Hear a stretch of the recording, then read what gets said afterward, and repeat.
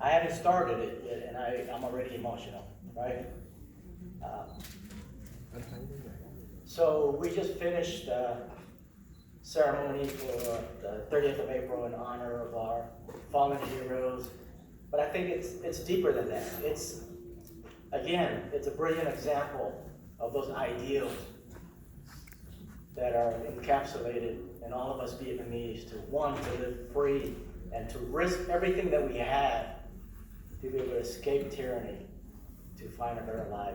But today I've been asked to speak not so much about that, but 34 years of my military service, and we would be here all day if I would talk about every juncture of my military career. I had the fortunate or unfortunate honor of being involved in pretty much every major conflict that this country has had since joining the military in 1988.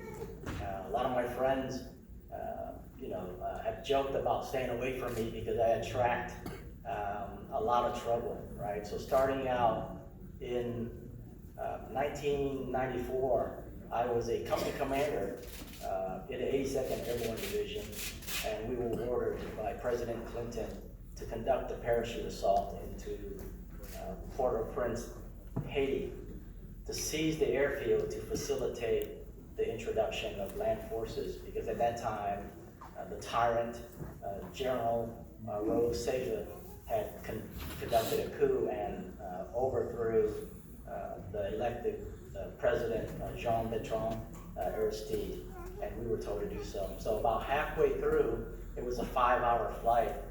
I was on the headset because I was the company commander on the lead aircraft to jump into Haiti, and we were told, hey, you've been ordered by the president to turn around. And I switched on my hand mic to talk to the Air Force pilot. I'm like, you have to be joking. And we were told that we had to turn around, so we returned to Fort Bragg, and several days later, I deployed to Haiti anyway to be part of the UN peacekeeping operations to provide peace and security for democracy to occur. And I'm very proud of that mission, although it was not a combat mission, but it was something that was very monumental in my career. I followed on there as a major. Again, I stayed in the Airborne. I was the operations officer in the 173rd Airborne Brigade in Vicenza, Italy. And of course, we were involved in Bosnia and Kosovo, so those were not very peaceful years. You fast forwarded in 2005, I took command of the 2nd Battalion, 505th Parachute Infantry Regiment, again an airborne battalion, part of the 82nd Airborne. We had really the opportunity, I would call that, to deploy to Hurricane Katrina to assist our civil authorities in restoring peace and order, and also help a bunch of people evacuate from flooded areas. And again, despite this long career and having done many, many things, that was one of my proudest moments, because we were able to help other Americans instead of just fighting our nation's war. I ended up deploying to Iraq the same year for a long 15 months in a very, very bloody area of operation called Samara. And the Sunni insurgents had just blown up the Golden Mosque and propagated just a deadly, bloody cycle of violence across the whole country. So these are very troubled times, and I do have a hard time talking about that as well, because I lost a lot of great soldiers during those years.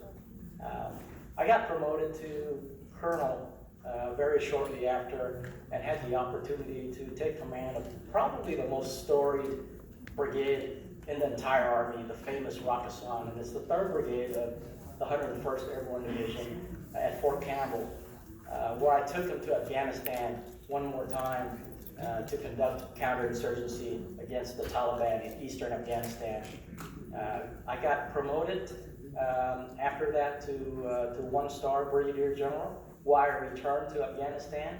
And this time, in addition to conducting counterinsurgency operations, we were also responsible for building the Afghan forces so they can conduct independent operation against our enemies. Needless to say, it's a lifetime of combat and operational experience. But if you were to ask me what was really the defining moment in my career, I would tell you that it's probably the command of U.S. Army Japan. And I would tell you this for a couple of reasons. First and foremost, it's the opportunity at that level with my duties and responsibility and of course my position and rank able to impact great change in an area that's very important to our country. About a quarter of the world's economy go through there. Most of our shipping lanes going west go through that same area. In addition to that, you have some of the richest and most powerful countries in Asia. So prior to going to Japan, I set foot for the first time in Korea, in South Korea. I had been mostly deployed, fighting our nation's wars in the Middle East, and 2017 was my first time, arriving in Korea, and it was a very, very tumultuous time because at that time, I believe it's probably the most tumultuous period since the signing of the peace armistice in the 50s. So Kim Jong-un, right? You can call him Rocket Man, has propagated a cycle of provocation that has actually reached crescendo. And he successfully conducted his 6th nuclear test, reportedly a hydrogen bomb that actually created an earthquake, magnitude 7.4. And we were very concerned. And in addition to that, by September 2017, he had fired 2 intermediate range ballistic missiles over Japan into the Sea of Japan. And I didn't know where the red lines were in terms of, the Trump administration.